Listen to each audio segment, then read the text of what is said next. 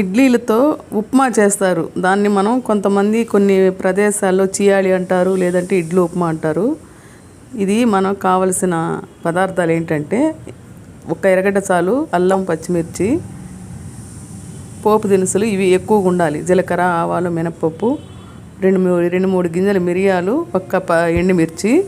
ఈ విధంగా మనం అప్పటికప్పుడు తయారు చేసుకునే ఇడ్లీ అయినా సరే, లేదంటే కొంచెం మిగిలిపోయి ఉంటాయి కదా, మనం నిన్న నైట్ టిఫిన్ చేసుంటాం, ఒక 4-5 ఇడ్లీలు మిగిలిపోయి ఉంటాయి కదా, అవైనా మనం ఫ్రిడ్జ్లో పెట్టి ఈ విధంగా తీసుకొని చేసుకుంటే మార్నింగ్ పక్క రోజు రెడీమేడ్ బ్రేక్ఫాస్ట్ బాగుంటుంది.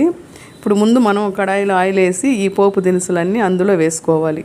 చూసారు కదా, ఇవి కంపల్సరీగా ఉండాల్సింది ఈ చియాళీకి. దీన్ని ఇడ్లీ ఉప్మా అంటారు, చాలా మంది చియాళీ అంటారు. మరి మీరేమంటారో నాకు తెలీదు. చాలా బాగుంటుంది రెడీమేడ్ బ్రేక్ఫాస్ట్. ఇది అప్పటికప్పుడు ఇడ్లీలు తయారు చేసుకొనన్నా చేసుకోవచ్చు, లేదంటే ఏదైనా మిగిలిపోయిన ఇడ్లీలు ఉన్నా కూడా ఈ విధంగా చేసుకోవచ్చు. చూసారు కదా, ఇవన్నీ వేసి ఒకసారి ఫ్రై చేసుకోవాలి. తర్వాత మనం ఆల్రెడీ మన దగ్గర పొడిగా చేసి పెట్టుకున్న ఇడ్లీస్ ఉన్నాయి కదా, అది మనం ఇప్పుడు దీంట్లో వేసి కలిపెట్టాలి. వేసే ముందు కొంచెం ఉప్పు, మిర్చి పౌడరు, పసుపు పొడి ఇవన్నీ ఇప్పుడు వేసేస్తాం ఈ మసాలాలో. ఇది మామూలు ఉప్మాకి ఈ ఉప్మాకి డిఫరెన్స్ ఇది. ఇందులో పసుపు పొడి వేస్తాము, కొంచెం మిర్చి పొడి వేస్తాము అన్నమాట.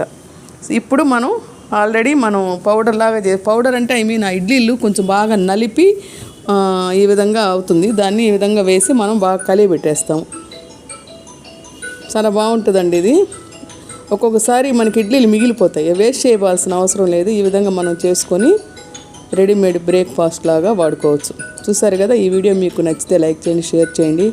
ఇప్పటి వరకు నా వీడియోలు ఎవరైనా సబ్స్క్రైబ్ చేసుకొని ఉన్నట్లయితే వెంటనే సబ్స్క్రైబ్ చేసుకోండి. మరిన్ని వీడియోల కోసం బెల్ ఐకాన్ నొక్కండి. చాలా బాగుంటుంది టేస్ట్. చూసారు కదా, ఇది ఇద్దరికి సరిపోతుందండి. మామూలుగా ఉప్మా లాగానే ఉంటుంది, కాకుంటే కొంచెం డిఫరెంట్.